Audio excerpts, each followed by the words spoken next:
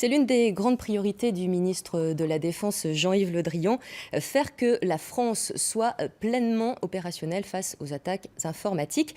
C'est dans cet esprit qu'une formation unique dans notre pays vient d'ouvrir à Vannes. C'est la toute première formation d'ingénieurs en cyberdéfense. Elle sera officiellement lancée demain. À quoi va-t-elle servir? Quelles sont les attaques informatiques qui nous menacent? Voyez ce dossier d'Antonin Billet et Bruno Van Wassenhoff. Toutes les équipes, une pièce contre une pièce sur le tapis rouge. Ça ressemble à un atelier de menuiserie et pourtant ces élèves ingénieurs sont en train d'apprendre les rudiments de la cyberdéfense. Habitués à manier le clavier et la souris d'ordinateur, les voilà confrontés à un challenge inédit. Répartis en plusieurs équipes, ils doivent assembler un meuble, mais il leur manque des pièces.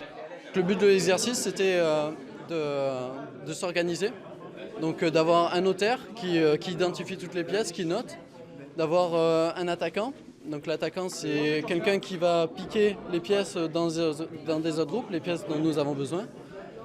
Et donc un dirigeant, c'est celui qui va diriger l'équipe, qui va dire toi tu fais ça, toi tu fais ça.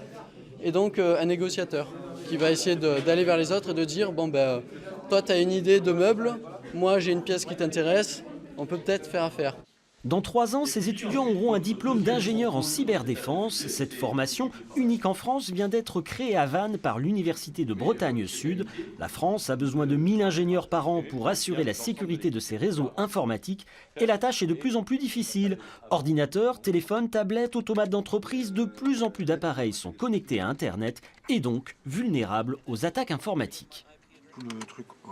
L'ensemble des menaces qui viennent du cyberespace se complexifient, deviennent de plus en plus système, donc global, et la manière de protéger nos infrastructures devient une véritable science à part entière.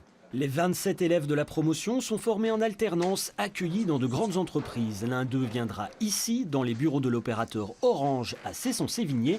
Il travaillera aux côtés de ces ingénieurs qui assurent la sécurité des systèmes informatiques de banques, sociétés de transport ou de grandes industries.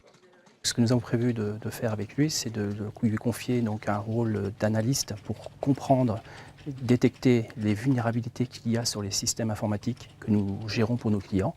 Et donc son rôle sera de comprendre, détecter ces failles de vulnérabilité et de proposer des plans pour remédier à ces vulnérabilités.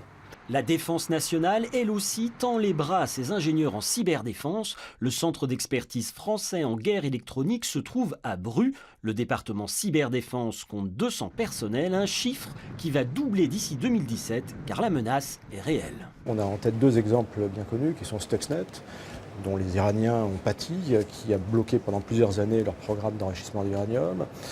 Mais aussi ce qui a été un peu une vengeance iranienne, une attaque qui a eu lieu contre Aramco, la compagnie saoudienne des productions de pétrole, et qui a planté tous les systèmes informatiques d'Aramco en quelques heures.